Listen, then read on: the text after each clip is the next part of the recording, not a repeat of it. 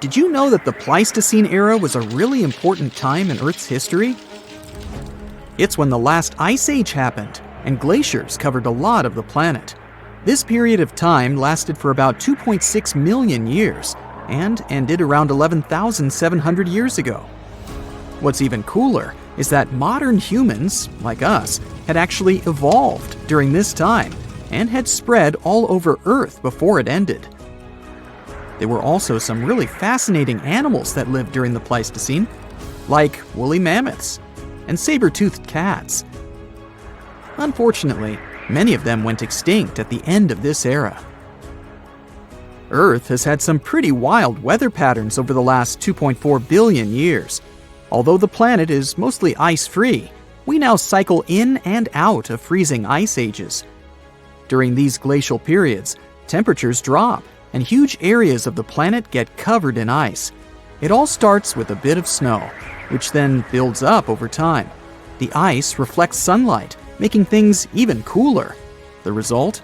Vast glaciers that slowly move toward the equator, changing the landscape as they go. And when the ice melts, sea levels rise again, and everything changes all over again. In total, there have been at least 5 ice ages so far. The first one was so intense that the whole planet turned into a huge snowball. Right now, we're actually in the middle of an ice age, but we're currently in a temporary warm spell that started around 11,000 years ago. These warm periods are called interglacials, and we're not quite sure how long they last. There are still massive ice sheets covering Antarctica and Greenland that hold 75% of Earth's fresh water. When these finally melt, it'll mark the end of the current ice age. Earth's temperature is affected by something called the Milankovitch cycles. Basically, the amount of heat we receive from the sun changes over years, decades, and millennia because of Earth's orbit, tilt, and axis angle. There are 3 different patterns to these cycles. The first is called eccentricity, which is all about the shape of our orbit. The second is obliquity, which has to do with the tilt of the Earth. And the third is precession, which is like a wobble as Earth spins. Depending on where we are in these cycles, we might experience colder or warmer temperatures. But other things, like the position of continents and the atmosphere, also play a role in our planet's fate. For example, our planet's orbit is not quite circular. It's actually a bit elongated, shaped almost like an egg. That means we're sometimes a little closer or farther from the sun, depending on the time of year. We call the point farthest away from the sun the apogee, and the closest point is the perigee. When we're at the apogee, we're moving away from the sun, but gravity eventually pulls us back toward it. This means our orbit changes a little each time, gradually shifting our position relative to the sun. Don't worry, even though the orbit changes over thousands of years, it doesn't have a big impact on our day-to-day lives. Changes in Earth's orbit can affect how much sunlight we get during the summer. This means that ice sheets in the northern hemisphere will melt less, and over time, they actually start to grow. As they grow, they reflect even more sunlight, which makes the climate even cooler and spreads the ice even farther.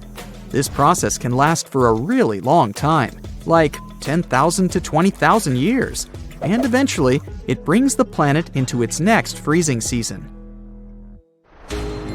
As for the next ice age, scientists believe it might be postponed indefinitely. They've found that our human interaction with the environment, like the use of fuels, could delay the next ice age by up to 100,000 years. Earth's past ice ages were linked to the amount of solar radiation and carbon dioxide concentration in the atmosphere, and this research can even help us predict future cycles. It's amazing to think that our actions now could affect Earth's future for thousands of years to come. And while it's not really important when the next ice age begins, it's pretty cool to know that humans have the power to shape the future on a geological timescale. Ice ages have had a huge impact on our planet and human civilization. So it's fascinating to think how our actions now might change things, maybe even for the better. What did life look like on our planet during the last ice age, though? Well, North America, for instance, was home to some huge creatures: mammoths, saber-toothed cats, giant ground sloths, and mastodons were just a few of them. And get this, even Europe had an 11-foot tall flightless bird that weighed almost as much as a polar bear. Meanwhile, down under in Australia, there was a giant lizard that lived in all sorts of habitats during the same time period. Even though some animals from the Pleistocene era aren't around anymore, you might recognize many of those that are still around today. In Alaska, for example, you can still find brown bears, caribou, and wolves. People just like us actually lived through the Ice Age too. Our species, Homo sapiens, has been around for about 300,000 years. And we've spread all around the world since then. Some of our ancestors stayed in Africa during the Ice Age and didn't feel the full effects of the cold. And others ventured out into other parts of the world, even into the chilly glacial environments of Europe. Our early relatives, like the Neanderthals in Europe, and the mysterious Denisovians in Asia, were also around during this time. Although they seem to have gone extinct before the end of the Ice Age, it's pretty amazing to think about all those different hominids that roamed Earth during that period. What's also fascinating is how our species managed to survive the Ice Age, while some of our cousins didn't. Some experts believe that our adaptability, social and communication skills, and the use of tools played a huge role in it. And guess what? Humans didn't just hunker down during that time. We actually moved into new areas. Fossilized footprints found at White Sands National Park in New Mexico prove that humans have been in North America since at least 23,000 years ago. That's close to the peak of the last Ice Age. While a full-blown Ice Age might still be far away, there is a possibility of a mini Ice Age coming our way. Some scientists believe that in about 10 years, we might experience a significant drop in solar activity, leading to colder temperatures in the northern hemisphere. This could result in conditions similar to the Little Ice Age in the late 17th century, when the Thames River in the UK froze over. While scientists aren't quite sure what caused that cooling, it's fascinating to think about the potential changes. We've done it before, so we know that humans will most likely survive the next real Ice Age, even if we don't manage to figure out a way to stop the next freezing era. But it would come at a high cost. All the ice that would cover most of the northern hemisphere would have to come from oceans, which would cause the sea level to drop. This could mean more land for some countries, but it would also create other problems. Sea levels going down might seem like a great thing at first, but actually, it could lead to some challenges. Having been covered with salt water for thousands of years, the new land might not be very fertile. This means it wouldn't be great for growing crops, and we'd have to find other ways to feed ourselves. Back when humans first started out, there weren't many of us, and there was plenty of food. Now, with over 7 billion people on the planet, it's a different story. We'll need to be resourceful to make sure everyone has enough food to eat. Put on your woolen hats, find the warmest mittens, and go buy the thickest blankets. The next Ice Age might be just around the corner. And the trigger is much more shocking than anyone might have expected. What's even worse? We have no control over our bitterly cold future. Earth's climate has been on a wild ride for millions of years. It's been warming up, freezing over into ice ages, then heating up again to the more normal temperatures we know today. These cycles, called quaternary ice ages, are part of a much longer pattern of global freezing and thawing.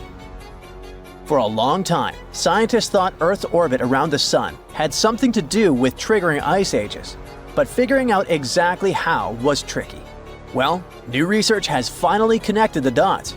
It shows how tiny changes in Earth's tilt wobble, and orbit mess with the growth and melting of huge ice sheets. This is a pretty big deal because it helps scientists understand not just what happened in the past, but also what might happen to our climate in the future.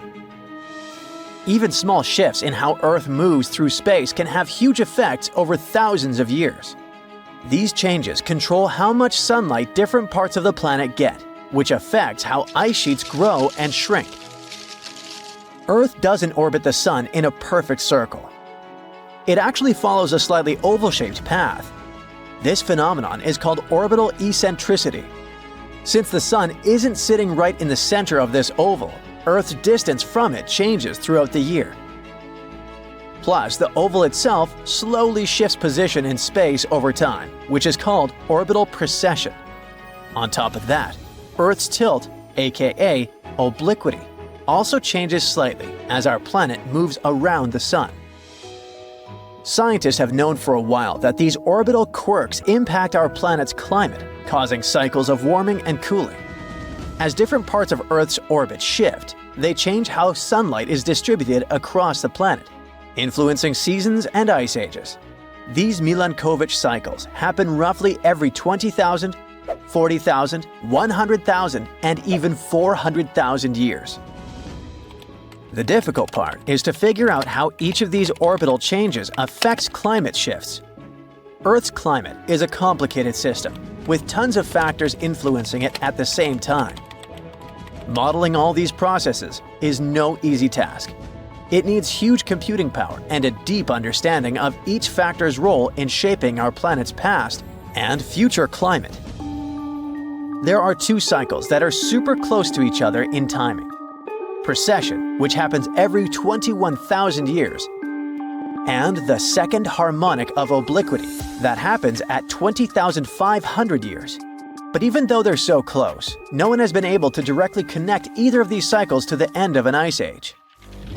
On top of that, for the past 800,000 years, ice ages have ended every 100,000 years, and scientists still haven't figured out what causes this pattern. To get to the bottom of it, researchers turned to the deep sea. They studied changes in oxygen isotope ratios found in the tiny, fossilized shells of marine creatures. These tiny creatures live in the ocean, and their exoskeletons preserve clues about past climate, specifically changes in ice sheets.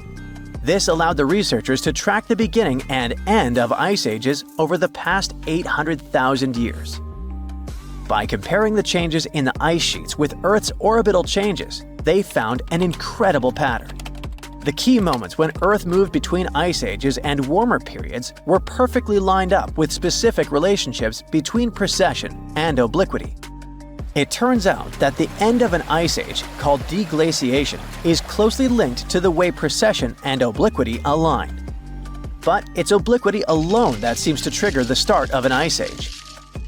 This discovery is the key to understanding the 100,000-year cycle of ice ages. The researchers say it was always there, just waiting to be noticed. Before the discovery, people thought the timing of ice ages was more random. But this new study shows there's a clear, predictable pattern. This means we might actually be able to predict when ice ages will happen in the future. Right now, Earth's tilt is slowly decreasing, and in about 11,000 years, it'll hit its lowest point. Based on the team's calculation, the next ice age is expected to begin before then. At the same time, according to the latest reports, humans have already started pushing Earth's climate off its natural path by releasing greenhouse gases. Another thing scientists are warning about is a massive shift that's happening in the Atlantic Ocean, and it could drastically change the world's climate. The Atlantic Meridional Overturning Circulation is a system of ocean currents that moves warm and cold water around the planet. And right now, it is showing signs of weakening. What will happen if it collapses? Freezing temperatures in Europe, extreme weather across the world, shifting monsoons, and even an Amazon rainforest drying up. And the scariest part? Some researchers say there's a 95% chance this could happen before the end of the century. Think of the AMOC like a giant conveyor belt in the ocean. Warm, salty water from the tropics flows north towards Europe and North America. When it reaches colder areas, it cools down, becomes heavier, and sinks to the bottom of the ocean. This deep, cold water then moves southward, while fresh, warm water from the equator keeps flowing north to replace it. This system helps regulate global temperatures, keeps Europe's winters mild, and prevents the US East Coast from flooding. It also controls monsoon patterns that bring seasonal rain to parts of Africa, South America, and Asia. Without it, the world's climate would look completely different. Right now, melting ice from Greenland and Antarctica, along with increased rainfall and river runoff, is dumping too much fresh water into the North Atlantic. Since fresh water is lighter than seawater, it disrupts the sinking process that keeps the AMOC moving. If too much fresh water builds up, it will mess up the entire system. And once it collapses, there will be no reversing it, even if the climate later cools down. Scientists have seen two big warning signs. First of all, the warming of the ocean off the US East Coast, which suggests the AMOC is already slowing down. Plus, there's a cold blob of water south of Greenland. It might be a sign of the weakening of the ocean current, and that's exactly what happens before the system fails. What would happen if the AMOC fully shut down? Europe would enter an ice age. The AMOC plays an important role in keeping Europe's winters relatively mild by bringing warm water north. If this process stopped, Europe would be plunged into deep winter. London's climate would drop by 18 degrees Fahrenheit, making it feel like northern Canada. Stockholm could get up to 54 degrees Fahrenheit colder, turning it into Siberia-like conditions. And snow and ice would cover much of northern Europe year-round. Next, monsoons would shift, leading to severe droughts. The AMOC helps regulate tropical rainfall, especially in Africa, South America, and Asia. If it collapsed, West Africa's monsoons would shift or disappear, leading to devastating droughts and a massive food crisis. The Amazon rainforest could dry up, transforming into a savanna or grassland. In India and Southeast Asia, monsoon rains would disappear, and millions of people rely on them for agriculture. The US East Coast could see catastrophic flooding. With the AMOC weakening, water is already piling up along the US East Coast, triggering higher sea levels and stronger hurricanes. If the system shut down, sea levels would rise by up to 3.2 feet, which would make the coastal cities more vulnerable to flooding. Finally, hurricanes and extreme storms could become even more powerful because of warmer waters along the coast. Now, how close are we to disaster? For thousands of years, the AMOC has remained stable, but recent studies suggest it's weaker now than at any point in the past 1,600 years. Ocean temperatures are hitting record highs, and many researchers believe we are dangerously close to the tipping point. A study published in Nature claims that if greenhouse gas emissions continue at their current pace, there's a 95% chance that the AMOC will collapse before 2100. Hey, want to take a wild trip back in time to the Jurassic or Cambrian era? Trust me, it's going to be a wild ride, but surviving in those ancient environments would require some serious skills. At the start of the Cambrian era, the air would be as thin as at the base camp of Mount Everest, but the climate was actually pretty chill and consistent back then. However, there was one teeny tiny problem: no land plants or animals to feast on. So forget about firing up the grill for a juicy steak. Instead, you'd have to come up with creative ways to catch trilobites and other funky-looking shellfish. Good luck finding a spear without any wood or a fishing net without any plant fibers. And get ready to eat them raw, unless you can figure out how to extract oil from these creatures or burn dry seaweed. But wait, if you're looking for a more comfortable existence, you gotta travel to 100 million years ago, to the Silurian period. Here, things start to get a bit easier. The air is still thin, but there's a bit more oxygen to go around. Plus, the climate is warmer and cozier. Simple land plants have finally made their debut. Not only that, but the first bony fish also show up on the scene, so you might actually find something more palatable to munch on. Just watch out for those prehistoric millipedes and spider-like creatures that share the land with you. They might not be the best dinner companions. Yeah, it all sounds fun and feasible, but let's talk a bit more about this crazy idea of instant transportation. If you magically appeared in a different time, the first thing you'd have to worry about is the amount of oxygen in the air. Now, looking at that fancy graph up there, it's pretty clear that oxygen levels used to be super low before about 0.85 billion years ago. Like, we're talking just a few % of the atmosphere. And there wasn't even any O2 in the air until this event called the Great Oxygenation happened about 2.3 billion years ago. So if you ended up back then, surviving would totally depend on how fit you are. If the oxygen concentration was less than 10%, you'd probably pass out, but not pass away. If it was just above 10%, you might be able to function, but you wouldn't exactly be living your best life. Based on oxygen alone, it seems like you could survive if you showed up around 0.75 billion years ago, give or take a few million years. Now let's talk about the cool stuff on land. The first land plants didn't show up until around 450 million years ago during the Ordovician period. Before that, there were some large algae hanging around, mostly in the range of 500 to 600 million years ago. But there wasn't a whole lot going on until those land plants came along. Other forms of life didn't start showing up on land until closer to 300 to 400 million years ago. But there was this critter, a myriapod, that lived around 428 million years ago, and it was one of the earliest land dwellers. I mean, if you lived back then, you'd have to come up with fancy recipes featuring myriapods. Not exactly mouth-watering. Don't worry if you find yourself back in time before all that land action. Around 500 to 600 million years ago, the oceans were teeming with life. There were these creatures called the Ediacaran fauna, and they were some of the first well-preserved organisms. Some of them probably hung out in the shallow areas near the shore, so you might be able to get your hands on them for a meal.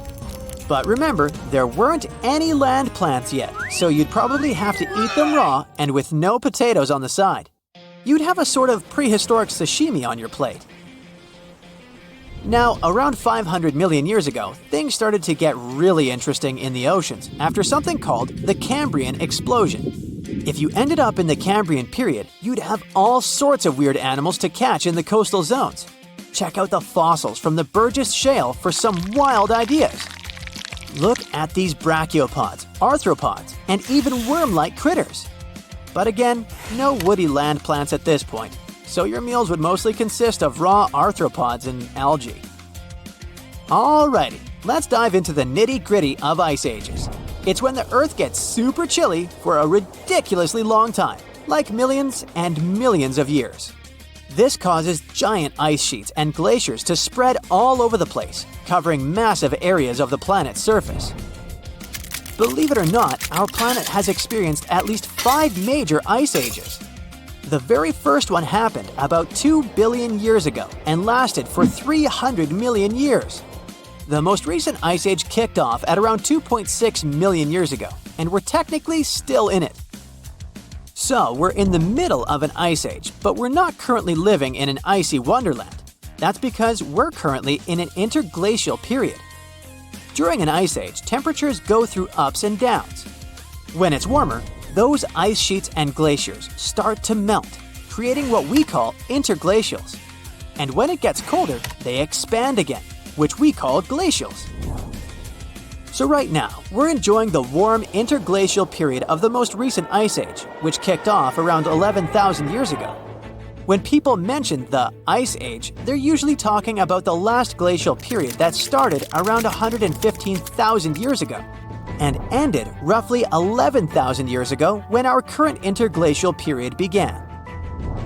During that glacial period, things were way cooler than they are now. At its peak, when ice sheets covered most of North America, The average global temperature was about 46 degrees Fahrenheit. That's a whole 11 degrees Fahrenheit cooler than today's global average temperature. That temperature difference may not seem like much, but it was enough to turn most of North America and Eurasia into ice-covered landscapes. The Earth was also a lot drier, and sea levels were way lower because most of the water was trapped in those ice sheets. We're talking vast steppes, dry, grassy plains as far as the eye can see. And let's not forget about the savannas, warm, grassy plains, and deserts that were also part of the icy scene. During the Ice Age, there were some familiar critters roaming around, like brown bears, caribou, and wolves. But there were also some mega cool creatures that sadly went extinct when the Ice Age came to an end. We're talking mammoths, mastodons, saber-toothed cats, and giant ground sloths. Now, there are a bunch of theories floating around about why these magnificent beasts bit the dust. One idea is that us humans hunted them into extinction when we crossed paths with these megafauna. Our species, Homo sapiens, actually survived the Ice Age.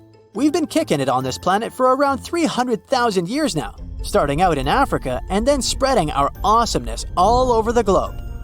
Some of our ancestors stayed put in Africa and didn't experience the full icy effects. Others ventured into different parts of the world, even braving the freezing cold of Europe's glacial environments. But we weren't the only ones out there. At the beginning of the Ice Age, there were other hominids, our closer relatives, scattered across Eurasia. We had the Neanderthals chilling in Europe, and the mysterious Denisovans hanging out in Asia. Sadly, both of these groups seems to have vanished before the Ice Age wrapped up. Now, there are countless theories about how our species managed to survive the Ice Age while our hominin buddies didn't make it. Some believe it's because we're ridiculously adaptable and used our social skills, communication, and nifty tools to our advantage. And get this, humans didn't just hunker down during the Ice Age. Nope, we explored new territories and made ourselves at home. For the longest time, folks thought humans didn't set foot in North America until after the ice sheets started melting. Fossilized footprints discovered at White Sands National Park in New Mexico prove that humans have been rocking it in North America for at least 23,000 years, right around the peak of the last ice age. Imagine you're looking up at the sky on a clear night, and you see all those beautiful stars twinkling up there. Well, one of them is Betelgeuse, a celebrity among stars. If you want to catch a glimpse of it, look up at the Orion constellation. It low-key looks like an archer holding a bow, and you can spot Betelgeuse as the reddish-orange dot on their shoulder. It's one of the brightest stars in the sky, so it's hard to miss. Betelgeuse is not your ordinary star. First of all, it's gigantic, up to 1,000 times the size of our sun. Can you imagine that? It's so enormous that if we could somehow replace our sun with Betelgeuse, it would engulf all the inner planets, including Earth. And here's another fun fact. When we look at Betelgeuse, we're actually looking back in time. Yep, you heard it right. Betelgeuse is about 600 light years away from us, so the light we see today actually left the star 600 years ago. It has quite a history. This star has been shining brightly for millions of years. Long, long ago, even before smartphones and telescopes, ancient Sumerians were the first to spot Betelgeuse in the sky, and it's been a diva this entire time. For example, in 1866, Betelgeuse became one of the brightest stars in the night sky. It was so dazzling that people could see it even during the day. Astronomers all around the world went bananas documenting this extraordinary event. Since then, Betelgeuse has been playing hide-and-seek with us. It all started when Betelgeuse started to dim back in 2019. Since then, it likes to dim and brighten sporadically. But these changes in brightness tell us about something important. As we mentioned, Betelgeuse was always a bit of a troublemaker. It's been living a fast and furious life. Because of that, it has been burning its fuel at an incredibly fast rate. The changes in the star's brightness are clues that Betelgeuse is approaching the end of its life cycle. The drama intensified when the Hubble Space Telescope snapped jaw-dropping images of Betelgeuse. like it was getting ready to blow its top. All this made scientists think that the star is close to retiring in a dramatic way. It's about to go supernova. So picture a star partying hard, powered by the fusion of hydrogen atoms. It's like the star's own energy drink, but just like any party, the fuel starts to run out. That's when things get interesting. As the star guzzles up its hydrogen fuel, it slowly begins to run on empty. It can't sustain itself anymore. So now, it's time for the grand finale. This finale is called supernova. The star collapses in on itself like a deflating balloon. The pressure and temperature inside skyrocket to mind-boggling levels, and this celestial tantrum triggers a colossal bang. So you can see why observing Betelgeuse is like having a front row seat to the spectacular drama. But here's the big question. When will this happen? Well, the answer is not as simple as setting a timer. You see, stars have their own schedules, and Betelgeuse is no different. It could be tomorrow, or it could be thousands of years from now. Scientists have come up with only a rough estimate. They believe that Betelgeuse will go supernova within the next 100,000 years. Quite a spread, huh? Sure, that sounds like forever to us, tiny humans. But in the vastness of the universe, it's just a blink of an eye. But there's a chance, just a tiny chance, that Betelgeuse could surprise us all and go supernova much sooner. Considering its dips in brightness, we might be in for a show within the next few hundred years. We'll just have to wait and see. Now, if Betelgeuse does go kaboom, what will happen? We'll get ready for a show like no other, folks. When a star collapses under its own weight, it unleashes a cosmic firework of epic proportions. The star releases a crazy amount of energy in the form of light and heat.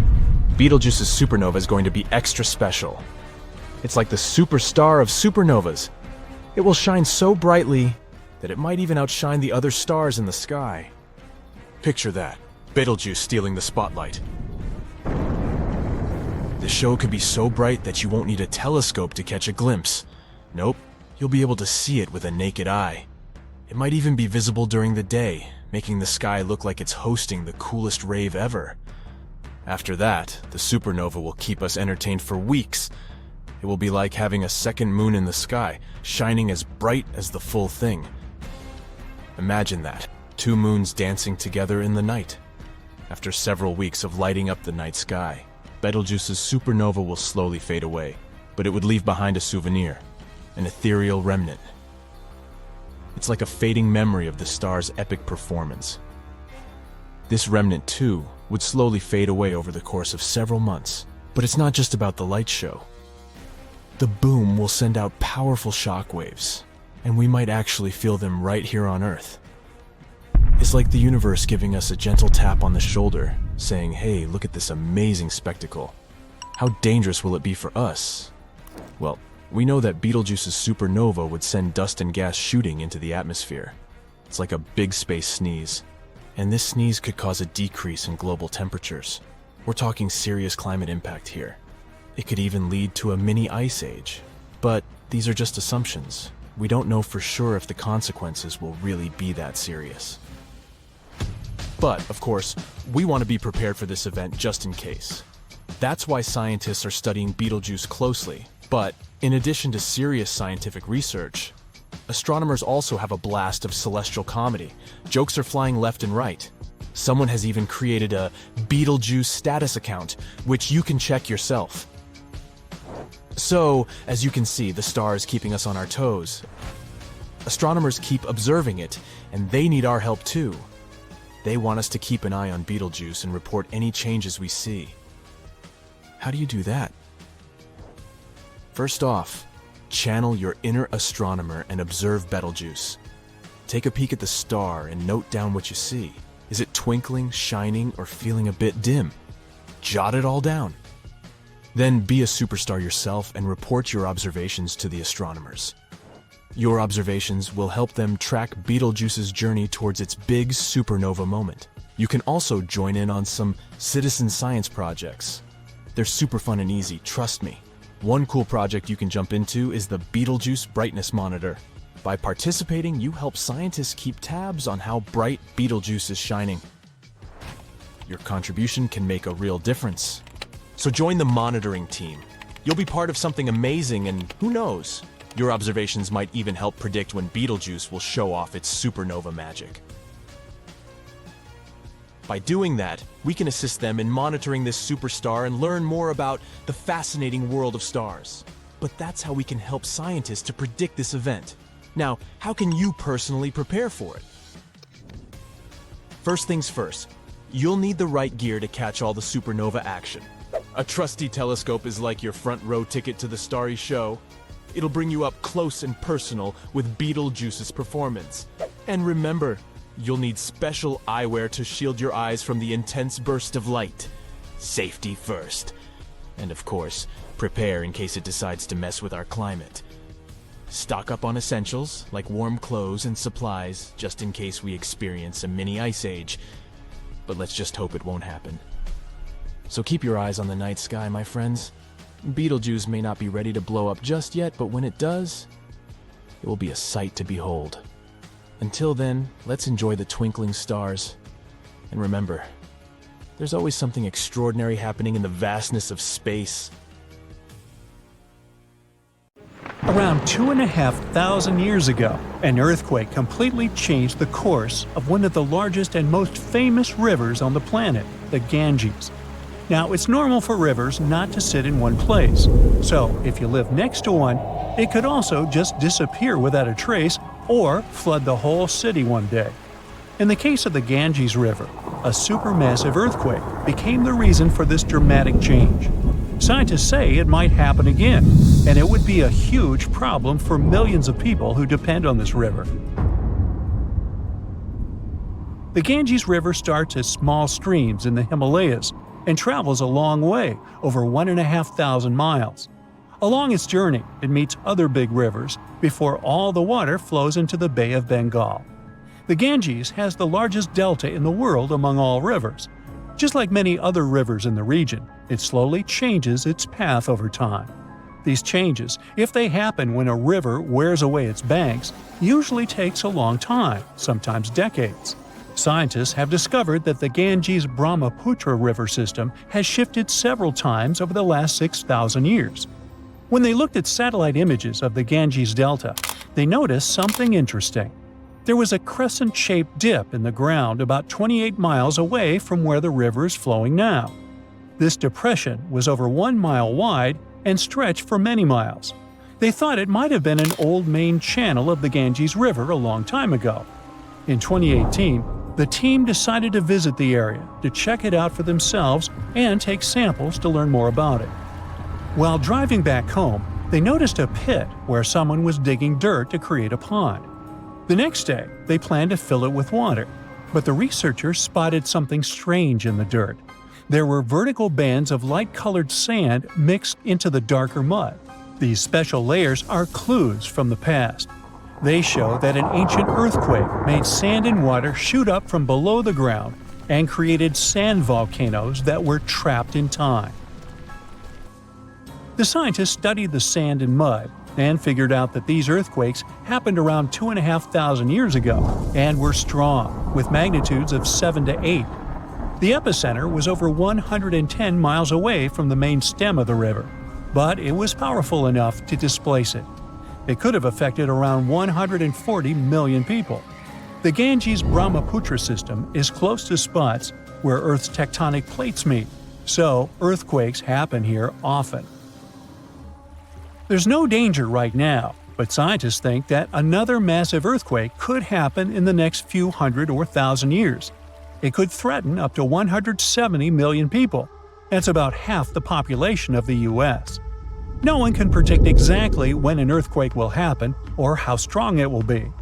Learning how earthquakes in the past moved rivers helps scientists figure out patterns and make guesses about similar events in the future. This knowledge could help us prepare better and create safety plans before another big earthquake strikes. Now, the Ganges isn't the only river at risk. The Yellow River, the Irrawaddy River, and rivers in the United States like the Klamath and San Joaquin all face similar dangers. The mighty Mississippi River has also switched its path many times over the last 7,000 years. Right now, there's a huge system of dams and barriers called a control structure in central Louisiana. This structure's job is to stop the Mississippi from spilling over its banks and joining a nearby river. But scientists think that, in theory, these barriers wouldn't handle mega floods. So the Mississippi could break free and change its course again. This would cause massive problems, especially in southern Louisiana. One of the recent examples when a river changing its course caused disaster was the Kosi River in India. In August 2008, over just a few days, the river's path shifted by almost 60 miles, which is a huge change. Floods happen in some parts of the state rather often, but they hadn't seen such strong ones in over 50 years. They affected around 1,000 villages and 3 million people, and about 1 million people had to be evacuated to safety. Since many of these people hadn't faced floods in so long, they weren't ready to handle it quickly. It caused even more damage to their homes and lives. Scientists have been trying for decades to figure out what exactly makes rivers suddenly change their course. A new study explains that two things work together to make a river to do it. This process is called avulsion. First, there's the setup, which is like building up tension before something big happens. Over time, sediment, sand, dirt, and other stuff carried by the river gets deposited in certain places. It either raises the river above the land around it or makes a nearby slope steeper than the river's current path. Then there's the trigger, which is like the final straw that makes everything happen. This trigger could be a big flood, an earthquake, or even something like a pile of logs blocking the water. Now, researchers looked at satellite images of about 170 cases of avulsion from the past 50 years. They noticed these events happen most often near river mouths and near mountains. Rivers were about 3 times more likely to change course in these places than in the areas between them. They also studied 58 river channels in detail, using super clear maps to measure super elevation. That's how high the river is compared to the land around it. They also measured slope advantage. That's how steep a new path might be compared to the river's current one. They found that near mountains, rivers often pile up so much sediment that they become super elevated and spill over. But near river mouths, like in deltas, rivers need a steep slope advantage to break through the mud and form a new path. These two factors work together like a seesaw. If one is stronger, the other doesn't need to be as strong for an avulsion to happen. To figure out where a river might go if it changes course, the researchers created a smart computer algorithm. This tool uses maps to measure the terrain steepness and the river's flow to predict where the river might move. They tested it on 10 past avulsions, and it correctly guessed the path every single time. Scientists hope they could use these findings to protect people living near rivers from sudden floods. Rivers changing course played a big role in creating one of the first organized administration systems in the world. Scientists found clues for this in the territory of ancient Mesopotamia. This name means the land between two rivers, and it was between the rivers Tigris and the Euphrates. People living there relied on these rivers for water, food, and transportation. Scientists wanted to figure out how these sudden changes in these rivers affected ancient people. To do this, they used 2 kinds of maps. The archaeological maps show how ancient cities grew over time, including what types of buildings people built. Certain buildings, like big palaces or city walls, could show when each city first had an organized administration. The second kind of map showed where the Tigris and Euphrates rivers flowed long ago. They often shifted, sometimes slowly, and sometimes very quickly and dramatically. Around the year 5000 BCE, Mesopotamia started to become drier and farming became harder. Farmers had to grow their crops near rivers, where they could use the natural floods to water their fields or dig little channels to bring river water to their plants. Because farming was so important, towns and cities grew near the rivers too, so people could stay close to their food. But when a river suddenly changed its course, people didn't give up. They worked together to dig long canals to bring water from the new river path back to their fields. The canals helped them get water again, and the administration buildings showed they were organizing as a community to solve big problems together. The snowpack over your head splits in two right in front of your eyes and starts tumbling down in the frozen slope to its resting place far, far below. Anything in its way is crushed under the immense mass of snow and debris. You're witnessing an avalanche, one of the most dangerous natural disasters. But what if I tell you about another kind of avalanche, no less blood-chilling than the mountain one? And the most bizarre thing about it is that it occurs underwater. Underwater avalanches are powerful and disastrous natural phenomena, often much more dangerous than land ones. They have the potential to wreak havoc on the entire planet, leading to catastrophic consequences. The most alarming thing? They occur all the time under the surface of the ocean, impossible to see, predict, and extremely difficult to measure. Such avalanches can get 100 times larger than land ones, and they pose a great risk to the world's communications, capable of leaving the entire planet without the internet. But we'll talk about it a bit later. First, let's go 60,000 years back into the past. We're near the northwest coast of Africa, ready to witness the colossal scale and devastating impact of a ginormous underwater avalanche. It started as a quite small underwater landslide in the Agadir Canyon. At first, it was just 0.35 cubic miles of material, but in no time, this mass increased more than 100 times in size while traveling across the Atlantic Ocean floor. As the avalanche sped up and grew, it picked up gravel, sand, rocks, and mud. It carved a devastating path through one of the world's largest submarine canyons, wiping out all forms of animal and plant life on its way. The disastrous flow was so powerful that it literally eroded a 250-mile stretch of the canyon, cutting hundreds of feet into its sides and damaging a total area of 1,740 square miles.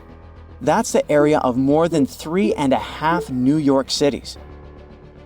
As for the force of the flow, it was so immense that it propelled massive boulders up the canyon walls to heights of up to 430 feet. Before scientists discovered the evidence of this catastrophic event, they had seriously underestimated the scale of destruction caused by submarine avalanches. By the way, these devastating catastrophes can start not only far away in the ocean, but also at estuaries. Let's go back to 14 January 2020 and see for ourselves. A turbidity current, a rapid, downhill flow of water containing a lot of sediment, rushed more than 680 miles from the Congo River estuary in the deep sea. This current appeared due to two factors: terrible flooding along the Congo River in late December 2019 and unusually large spring tides. This resulted in an avalanche of sand and mud. Its volume was equivalent to 1/3 of all the sediment produced annually by all the rivers in the world. This sediment avalanche accelerated, increasing in speed from 17 feet per second in the upper part of the Congo Canyon to 26 feet per second when it reached the end of the channel, almost 700 miles away from the coastline. This route made it the longest avalanche of sediment ever measured on our planet. 2 days later, the flow reached the deep ocean. The avalanche broke 2 seabed telecommunication cables, cutting internet data speeds all the way across West, Central, and South Africa. Now, before this disaster, scientists considered that measuring powerful deep-sea avalanches was impractical. But the sediment flow in the Congo Canyon could be monitored directly, finally allowing researchers to assess how major river floods connected to the deep sea. They also concluded that how often underwater avalanches occurred depended on where the observer was. Seafloor canyons that are close to river mouths can experience several tiny avalanches per year. Other systems, far from river discharges like the Agadir Canyon, can only have one monster of an avalanche every 10,000 years or so. You're likely wondering, what can trigger an avalanche under the surface of the ocean? Well, earthquakes, typhoons, high tides, river floods, and even volcanic eruptions. And due to our changing climate, such events become more and more frequent and intense. At the same time, these triggers don't mean that an avalanche is bound to happen, nor do they relate to the scale of the event. See for yourself. In 1755, a powerful earthquake hit the coast of Portugal, wiping out large parts of Lisbon. Tens of thousands of people lost their lives during that disaster, but it only triggered a tiny underwater avalanche. And in 1929, a large earthquake off the coast of Newfoundland, Canada, triggered the largest underwater avalanche ever recorded. The flow traveled at a speed of 42 miles per hour, carrying boulders, sand, and mud. It snapped 11 seabed cables on its journey downhill. The avalanche was so powerful, it produced a tsunami that claimed the lives of 28 people along the coastline.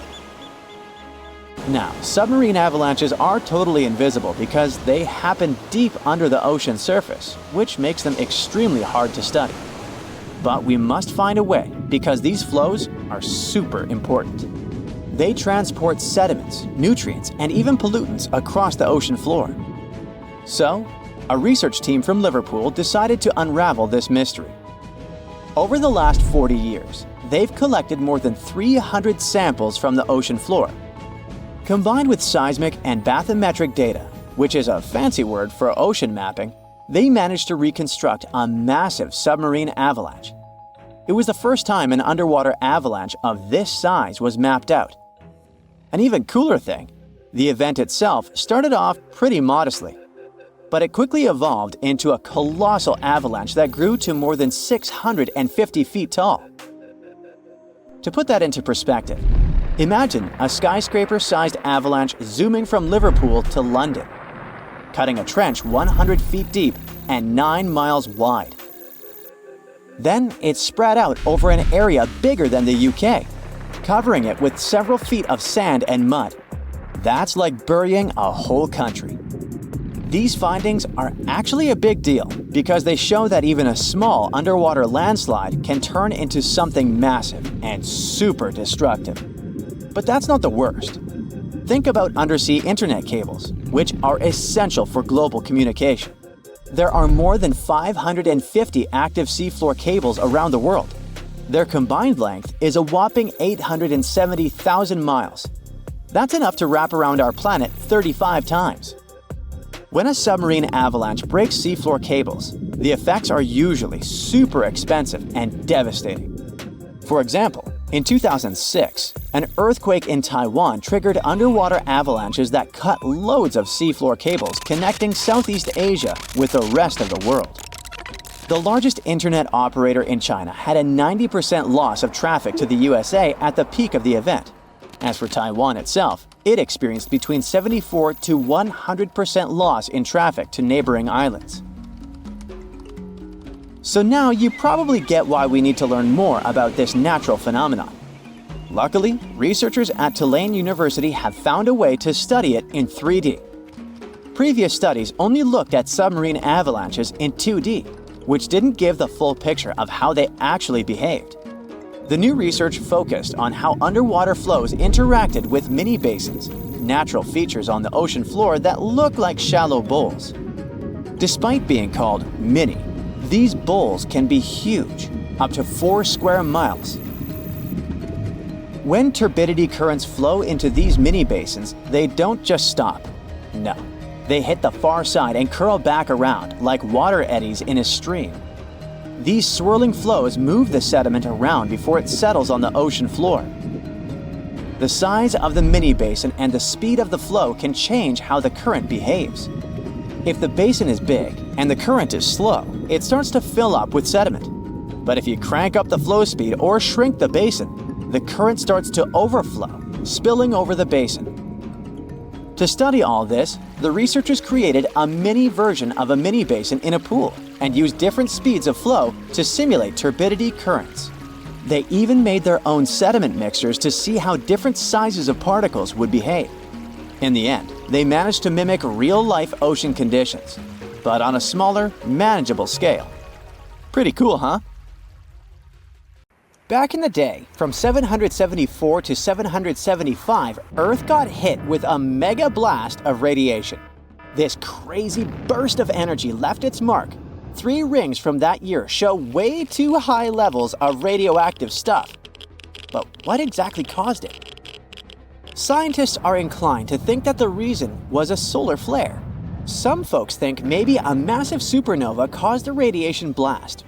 But astronomer Phil Plait says that if that had been the case, it would have had to be less than 1,000 light years away and would have been crazy bright. But there's no record of that happening. No bright, shiny Death Star in sight.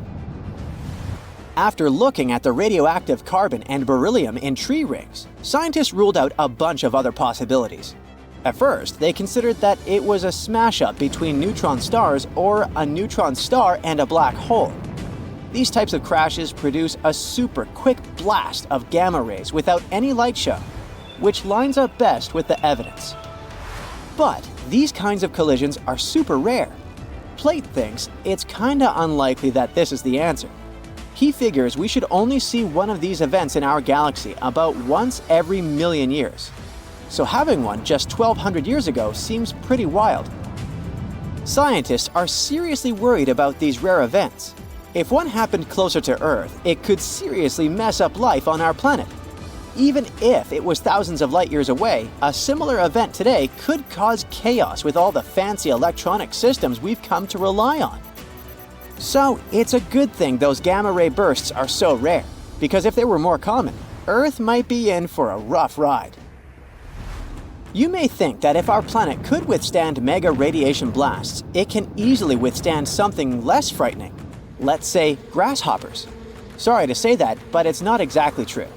Back in 1874, during a hot summer in Kansas, things took a strange turn. Grasshoppers, or should I say locusts, invaded the Great Plains like nobody's business. They came down like a storm, blanketing houses, trees, and even poor trains passing by. These bugs were on a mission to cause chaos. Farmers had to scramble to protect their wells and just about anything else worth saving. Locusts landed everywhere, wreaking havoc on everything in sight. Even poor sheep lost their wool. Locusts even stripped paint off wagons and handles off pitchforks. This is how destructive they were. Livestock tried to fight back by eating them, but there were just too many of these insects. That year, those critters caused about $200 million in crop damage. The locust invasion was so tough, even the US Army stepped in to help. In the end, locusts began to disappear, sparing the plains from further devastation. Natural disasters can be even more unexpected than radiation blasts from space and locust invasions. Check this out. Back in June 2017, a reindeer herder up in northwest Siberia was minding their own business when they suddenly heard a crazy loud blast and saw smoke shooting up from the ground. If that happened to me, I'd need to change my pants. Sorry. Later on, they found this huge hole that was like 23 feet wide and nearly 65 feet deep and was surrounded by chunks of ice and dirt. It turned out that there were over 17 such black holes in the area. They were filled with peaty water and shrouded in mystery. Some folks thought those were sinkholes. Others were sure they were left by top-secret device tests or even a bunch of meteorites. Now, the latest idea is that these holes are actually craters caused by the Arctic warming up and melting the frozen ground. The theory states that as the ground thaws, gas pockets trapped beneath the surface burst through, creating such dramatic holes. Apparently, these eerie craters have been showing up in specific spots in Siberia where ancient geological faults have been leaking out hot natural gas for ages. Combine that with some leftover methane from old lake sediments, and you've got a recipe for some explosive surprises as the planet heats up. Not scared yet? All right, maybe you're afraid of darkness, huh? If so, you wouldn't like it back in 536. It's the year when the world went through a crazy 18-month period of darkness. A mysterious fog covered Europe, the Middle East, and parts of Asia, blocking out the sun and causing chaos. It was like the Dark Ages, but for real. It turns out that the main culprit behind this fog was a volcanic eruption in Iceland. This eruption spread ash across the northern hemisphere, causing temperatures to drop and crops to fail. People were freezing and starving. It was a mess. Historians from back in the day even talked about how weird it was. The sun looked like the moon, summers were freezing cold, and even China had summer snow. It was all because of the volcanic ash blocking out the sun. And to make things even worse, this period of darkness sparked the beginning of the bubonic plague in 541. Talk about a rough time to be alive. Let's go back to Siberia real quick. Back in 1908, way out in the wilds of Siberia, an asteroid dropped for an unexpected visit. Today, we know it as the Tunguska asteroid, but it didn't get its name instantly. Local folks only caught a glimpse of the show. A bright fireball streaking across the sky, followed by a massive boom. Trees went flying, fires blazed, and animals weren't too happy about it either. But since the area was so remote, not many folks took notice. For almost 2 decades, nobody bothered to check out the Tunguska site. People had too much on their plates back then. But then, scientists finally made it out there and found evidence of the asteroid's shenanigans. Later in expeditions, they found some spacey microparticles. Fast forward to now, and NASA has a whole planetary defense thing going on. They even sent a mission to test out asteroid deflecting tech. Because who knows when the next cosmic rock will come knocking on our door, right? In the middle of the 19th century, there was one more epic solar storm called the Carrington event. It may not sound like a big deal to you, but it had pretty rough consequences. The next day after the storm, Earth was hit with this insane geomagnetic storm that threw telegraphs off the rails and brought auroras to the tropics. And it's the place where they normally never show up. Turns out, all this space weather madness started with weird stuff happening on the sun's surface, like sunspots. From these spots, solar flares and other crazy electromagnetic stuff can pop out and mess with our technology. Massive solar storms like this one can shoot out from the sun at speeds of up to 1,800 miles per second. They can contain billions of tons of solar material, complete with a sassy little magnetic field that loves to mess with Earth's magnetic field when they meet. Now, listen closely. We're getting close to the next solar maximum in 2025, so it's a good time to check out the history of the worst solar storms, like the Carrington event, and take notice. Imagine if a similar storm hit today. An internet apocalypse, anyone? Businesses would be sent offline and we'd be facing some serious damages. Luckily, these mega solar storms don't happen very often. But hey, space weather is tricky to predict, so who knows when the next one will hit? Floods, tornadoes, tsunamis, hurricanes, yikes. All these natural disasters can get extremely dangerous, but we're kind of familiar with them. But how about a natural disaster that has never happened before, but could occur any moment now? It might be a super eruption. That's what happens when a supervolcano erupts. You might know that Yellowstone Park is located on top of a supervolcano. The last massive eruption there happened about 664,000 years ago, and the one before that, approximately 1.3 million years ago. If we do the math, we'll understand that the next eruption might be due anytime soon. There's no strong evidence that the supervolcano is waking up or preparing for an eruption, but what would it be like if it did happen? Months before the eruption, small-scale earthquakes would become more frequent and more powerful in the area. Not long before the eruption, the growing pressure would push up the ground over the volcano, creating a dome. Narrow cracks would open along the edges of this dome. The magma would then start rising toward the surface, and then the eruption would kick off. A massive column of lava and ash would shoot up into the air to a height of over 16 miles. The volcano would keep pumping ash for days on end. The air in that area would heat up to 570 degrees Fahrenheit. For all living creatures, ash fallout would be one of the most dangerous consequences of the eruption. Buildings and trees would start collapsing under the weight of this dense substance. It would only take a couple of days for a 10-foot layer of ash to cover the territory of about 50 miles around the center of the eruption. After the ash got into the stratosphere, the temperatures all over the world would start to drop. The eruption would also be rich in sulfur, and this element is an effective sun blocker. That's why it would soon get so cold that there would be no summer in the whole world for the next several years. The monsoon seasons would change. It would be hard for animals to find food and clean water. Well now, how about a gamma ray burst? You don't stumble across this kind of radiation in your everyday life. A gamma ray burst occurs when two neutron stars collide.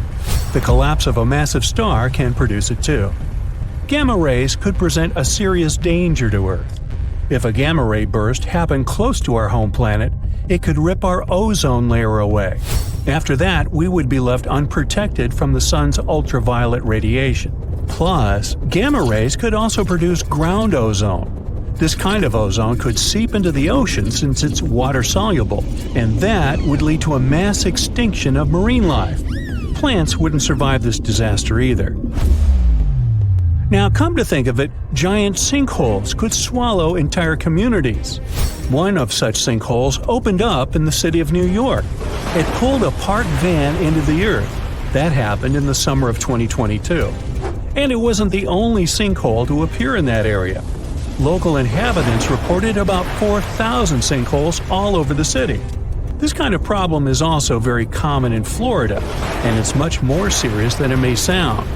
Sinkholes open all of a sudden, pulling down everything and everyone that happens to be nearby. Sinkholes appear all over the world, which makes them a global problem. They're totally unpredictable and form without warning. Luckily, experts know what causes them. In some areas, there are vast areas of groundwater. But during droughts, this water dries up.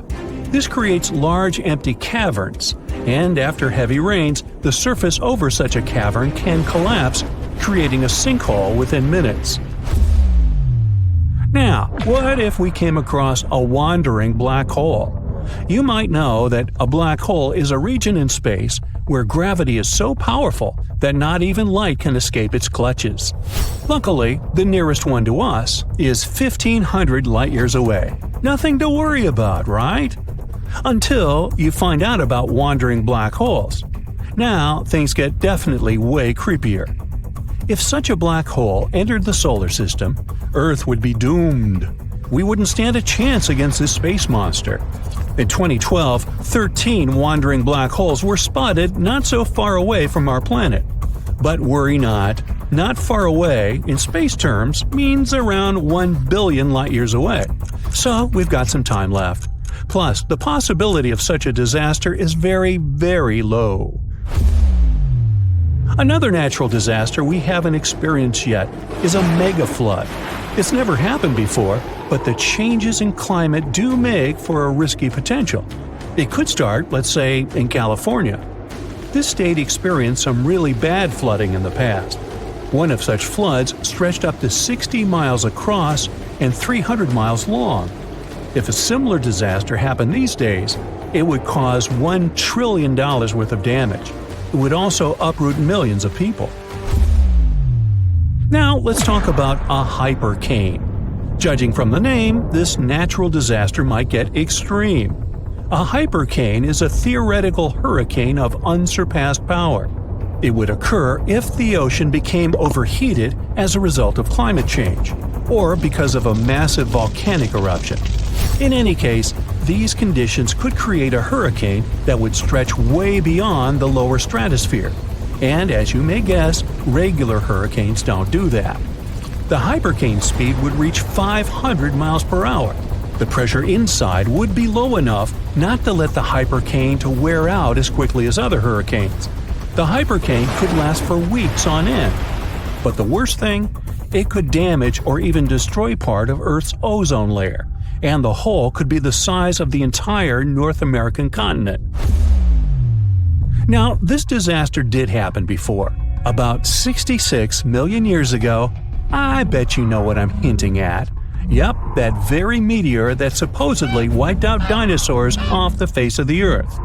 This 7-mile-wide space visitor was traveling at 67,000 miles per hour.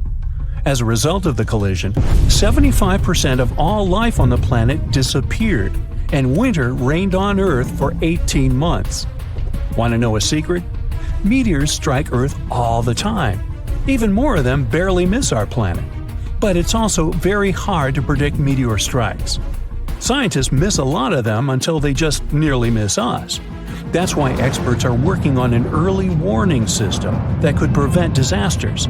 It could make meteor impacts less catastrophic, or at least allow people time to evacuate. It could also be our very own sun that would be responsible for another natural disaster. I'm talking about a massive solar flare. On the scale of damage to society, few catastrophes can compare to this event. It wouldn't destroy buildings like a tsunami or an earthquake. Neither would it end lives in the same way a supervolcano or meteor would. But it would cripple our entire way of life by destroying the whole electronic infrastructure of Earth. The cost of this disaster would reach trillions of dollars. It'd cause other infrastructures to fail. Communication, medicine, transportation, banking systems, those would tumble like dominoes, and it would be incredibly hard to recover them. Earth would be left without electricity for years. There would be no electric light, no computers, no phones. Water supply systems would be out of order. There would be no food in supermarkets. There would be no electricity, and people wouldn't be able to reboot the already broken power grids. In 1859, people all over the world woke up in the middle of the night. It was as light as during the day. The skies were illuminated with auroras, red, green, purple. They appeared even in the regions where no one had seen them before, like the Bahamas, Jamaica, or Hawaii. Telegraphs got electrically charged, even though they were disconnected. In many areas, fires started. That was when technology barely existed. But imagine the avalanche of problems a solar flare could cause today. Rocks rolling down the slopes of a rumbling volcano, pushing other bigger rocks on their way, and eventually tumbling down into the ocean in a humongous cascade, causing a wave the height of which the world's never seen before. This is what might happen if the Helena slump of the Hawaiian Big Island falls off into the water. The Kilauea volcano is far from dormant. The latest eruption occurred in 2018. Its eruptions are usually accompanied by earthquakes of different magnitudes, and with each quake, the magma rocks on the slopes of the volcano shift down. These rock formations are called slumps, and the Helena slump is the most notorious of them all. In 1868, the shift of this slump caused a tidal wave rising as tall as 60 feet. But what's most troubling is that some 110,000 years ago, a landslide here led to one of the most powerful earthquakes ever, which in turn led to a mega tsunami of over 1,000 feet in height. Scientists are worried that such an event may repeat in the future. If that happens, the wave might engulf the whole of Hawaii and easily reach both North and South American coasts. Geologists are quick to reassure, though, that a landslide like this is unlikely to occur anytime soon. It's just too early for that. But when it finally does, the consequences will be catastrophic. Have a nice day! Yellowstone National Park in the western USA is world famous for its dazzling views, and especially the colorful Grand Prismatic Spring at its very heart. But we should all stay aware that Yellowstone is, first and foremost, an enormous caldera, basically a slumbering supervolcano. The difference between a regular volcano, like Kilauea from earlier, and a supervolcano is that the latter is thousands of times more powerful. Imagine an eruption spewing tons of huge rock and rivers of hot lava, pumping out clouds of ash that make countries stop air travel for weeks. And now multiply all of this by 1,000. This is what a Yellowstone eruption would look like. At first, a huge area in the middle of the national park would shake, crumble, and then blast upwards in a megaton explosion. Lava flows and magma rocks would cover the area of about 40 square miles, roughly half of Washington, D.C. But the greatest danger is the volcanic ash. The ashen plume would rise miles above and get carried by the wind in every direction. Since the eruption would be far from ordinary, the spread and damage would also be much greater than usual. The ash is thick and heavy, so it would cover a vast area in a blanket, destroying crops and even buildings. Worse still, it would spread in the air and block out the sun, leading to a drastic drop in temperature and an artificial winter. Even regular volcanoes can lower temperatures worldwide by a few degrees. A supervolcano may potentially cause a new ice age. Luckily, the chances of Yellowstone supervolcano erupting in the near future, or at all, are extremely low. There have been only 3 of those in the history of Earth, and there's no evidence such a disaster should repeat. Scientists estimate the probability at 0.00014%, which is lower than the chances of an asteroid wiping us all out. Speaking of which, if dinosaurs could talk, and were at least still alive for that matter, they'd tell you that asteroid threat is as real as it gets. Scientists at NASA say they've tracked 90% of all near-Earth asteroids of significant size, and none of them are a matter of any concern. But there are still the other 10% in the great unknown. What's more, asteroids can change their line of flight because of the pull of other celestial bodies and eventually turn our way. Lucky us. Now, if an asteroid big enough, like a mile across, hits the Earth, it will first cause an explosion powerful enough to erase a dozen big cities in a matter of seconds. Then the impact will raise a cloud of dust and debris that will block out the sun, just like the ash cloud from a volcano, and cause a centuries-long winter on the whole planet. But even if it falls into the ocean, which is more likely, a resulting wave will rise several miles high, washing coastal cities off the face of the planet. But at least there won't be a new ice age. Although scientists are pretty sure there's no such threat in the near future, it can't be ruled out completely, and humanity needs at least 5 years to prepare for this event. If a big near-Earth asteroid suddenly changes its course and turns right toward our planet, we won't stand a chance against it. Disaster movie, anyone? A much more probable calamity, though, rests right beneath our feet. It's the San Andreas Fault in California.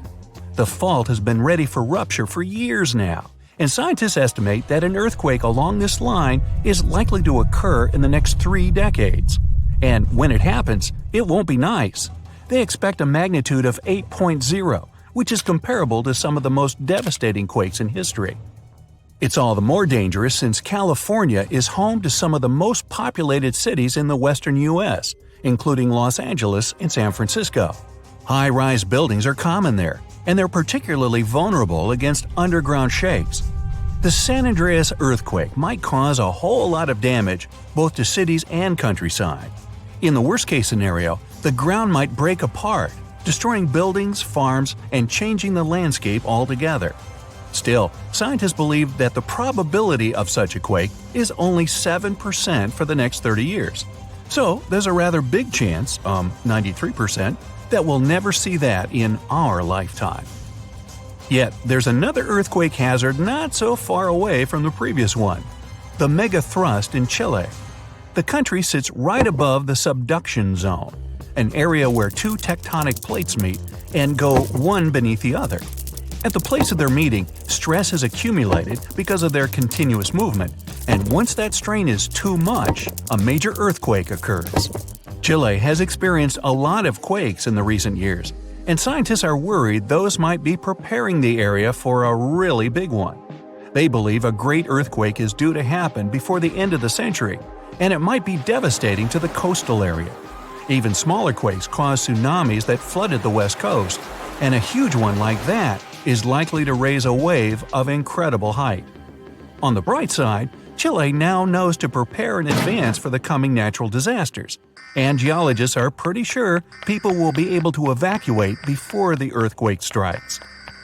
In September of 1859, astronomer Richard Carrington was looking at the sun and suddenly saw a bright flare on its surface. He made a note of it in his records, but only realized how important it was a couple of days later. The energy from that flare reached Earth and struck it directly, causing northern lights to appear above Cuba and burning telegraph lines all around the world. This was dubbed the Carrington event, and it was a solar storm. Such storms hit the Earth fairly often, but none of them were so powerful as the Carrington event, neither before nor after. But in 2012, astronomers registered a similar solar flare whose energy nearly hit our planet once again. If it had been just a week earlier, we'd have been in big trouble. Today, humanity relies on electricity in almost every aspect of life, and a powerful solar storm would mess with the electromagnetic field of Earth a lot. All electric appliances would either shut down or short-circuit, and huge transformers powering basically everything would go out of order for good. It would take years to repair them, and the cost of such a massive blackout would count in trillions of dollars. The worst of it is that science is almost unable to predict solar storms, and even if we could know about them in advance, we'd be powerless to stop them. The flare happens in a matter of seconds, and it takes about 8 minutes for the particles to reach the Earth's atmosphere, causing the disturbance. The power outage would come a bit later, in a day or so, when a massive cloud of plasma gets to our planet. At the moment, there's no protection against solar flares, and the chances of one powerful enough to cut all of our electricity in the next few years are quite high, about 12%. The only good thing about all this is that we now know of such a possibility and can at least prepare in advance. Hey, don't forget to pack some underwear and socks. You'll always need those.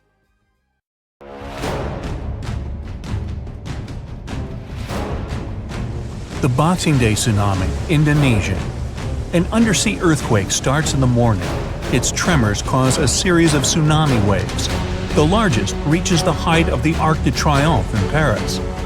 Unzen volcano mega tsunami. A powerful volcanic eruption triggers a landslide from a 4,000-year-old lava dome. It sweeps through the city of Shimabara and reaches the sea, setting off a mega tsunami. The Vajont Dam mega tsunami, Italy. A landslide drags 9 billion cubic feet of forest, soil, and rock into the lake. A dark wall of water covers the sky over a tiny village at the bottom of the Vajont Dam. Then, with a deafening roar, the wave overtops the edge of the dam, taking out everything in its path. Mount St. Helens mega tsunami, USA. As the volcano erupts, the upper 1,500 feet of Mount St. Helens collapses into a massive landslide. Part of this avalanche plunges down into nearby Spirit Lake, which splashes the lake waters into a series of waves almost as tall as the Eiffel Tower. Alaska's Lituya Bay tsunami. A landslide caused by an earthquake creates a mega wave. It surges over the headland and washes away trees, plants, and soil down to bedrock. Molokai, Hawaii. A third of the East Molokai volcano caves in and collapses into the Pacific Ocean. This causes a tsunami the size of the second tallest building in the world, Shanghai Tower. The waves reach Mexico and California. The Yucatan asteroid tsunami. The asteroid, which is rumored to have wiped out dinosaurs, strikes the Yucatan Peninsula. It creates a mega tsunami, the largest in Earth's history. The first waves almost twice bigger than the world's tallest building, the Burj Khalifa. Hurricane Mitch. Mitch forms in the western Caribbean Sea. Soon it strengthens to become the 8th most powerful Atlantic hurricane ever. The storm pours 4 inches of rain per hour for 2 days in Honduras. It causes terrible mudslides and floods. Hurricane Allen.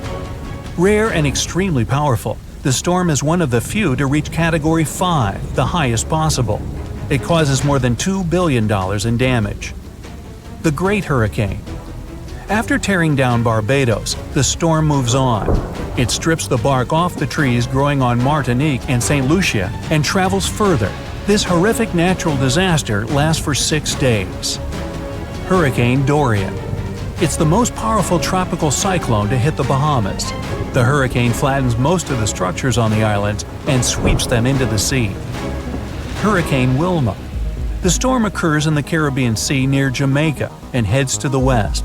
2 days later, it gathers enough power to turn into the most intense hurricane ever recorded in the Atlantic Ocean. Hurricane Patricia. A regular storm develops a well-defined eye and turns into a Category 5 hurricane within a mere 24 hours. At one point, it travels faster than a Ferrari moving at its top speed. It makes Patricia the world's most intense tropical cyclone ever recorded. Kamchatka earthquake. It happens in the early morning 80 miles away from the shores of Kamchatka. The earth tremors produce a tsunami. The first two waves are catastrophic, up to 60 feet high. The third one's much weaker.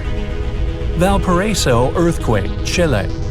It happens at about 5 a.m. along the boundary of two tectonic plates. The tsunami, triggered by the earthquake, wipes out 620 miles of Chile's coastline. Tohoku earthquake, Japan. The first earth tremors start at a great underwater depth. The earthquake is so strong it moves Japan's main island. It shifts the planet on its axis by up to 10 inches and increases its rotation speed. The disaster also triggers a tsunami with 133-foot high waves that travel 6 miles inland. Indian Ocean earthquake, Sumatra. A rupture along two tectonic plates sets off an undersea earthquake. It begins at about 8 a.m. near northern Sumatra, Indonesia. It makes the planet vibrate nearly a half inch and sets off earthquakes all over the world up to Alaska. Good Friday earthquake, Alaska. The most powerful earthquake recorded in North America lasts for 4 minutes and 38 seconds. A 600-mile-long crack causes terrible landslides and a 27-foot tsunami. Areas 200 miles away get raised by 30 feet. Other places permanently drop 8 feet. Valdivia, Chile. The Great Chilean Earthquake starts in the afternoon and lasts for no less than 10 minutes. The disaster affects an area the size of California. It triggers tsunamis that reach the shore of Hawaii, Japan, the Philippines, Australia, and New Zealand. The average tornado usually lasts less than 10 minutes, but there are exceptions. El Reno tornado. It's considered the world's largest tornado based on width. At its peak, the twister reaches 2.5 miles across. The Perryville tornado, U.S. It occurs at about 2 a.m. and starts with snapping hardwood trees and breaking down stone constructions. Then the whirlwind becomes stronger. It levels 2-story buildings, flips and tosses cars as if they were toys. Bridge Creek Moor tornado. When the twister gets into the town of Bridge Creek, its width is at its peak, 1 to 1.5 miles. The wind speed of the tornado reaches more than 300 miles per hour. This natural disaster causes $1 billion in damage. Manitoba, Canada. An outstanding tornado rages for nearly 3 hours. It breaks tons of trees and utility poles, damages roads and farmhouses, but miraculously misses every town on its path. Tri-state tornado, U.S. The world's longest-lasting single tornado travels 220 miles through Missouri, Illinois, and Indiana. The average tornado's path is usually no longer than 5 miles. Tupelo, Gainesville, U.S. An outbreak that consists of at least 12 single tornadoes wipes out everything on its way. The accompanying rainstorms also trigger severe flash floods that make matters even worse. Valjean landslide, Italy. At 10 p.m., a landslide with a volume of 100 Great Pyramids of Giza breaks off from the top of Monte Toc. It falls into the Valjean Dam reservoir, producing a tsunami wave taller than the Golden Gate Bridge. Yunnan, China. An avalanche of rocks, stones, and mud, so big it could fill up Sydney Harbor, forms a dam on the Jinsha River. The Hida River, Japan. Triggered by a rainstorm, 300,000 Olympic swimming pools of debris flows down before getting stopped by another, earlier landslide. Along the way, the landslide sweeps 2 buses off the road. Peru. A rock slide dams the Rio Montanero, a long river running through the center of Peru. The whole process takes no more than 3 minutes, which means the landslide moves at a speed of up to 87 miles per hour. It also leaves a trail of debris 5 miles long. The Usoy Dam, Tajikistan. Set off by a magnitude 7.4 earthquake, the rockslide falls into the Murghab River and blocks its flow. That's how the Usoy Dam, one of the tallest in the world, appears. Mount St. Helens, USA. At 8:30 a.m., after much buildup, a volcanic vent finally gives way and sets off a catastrophic eruption, which makes the entire north side of Mount St. Helens fall away. It's the world's largest recorded landslide. North Bonneville, U.S. In the middle of the 15th century, a great earthquake occurs. An incredible amount of debris rushes down from Table Mountain. It covers more than 5 square miles and blocks the Columbia River with a dam 200 feet high and 3.5 miles long.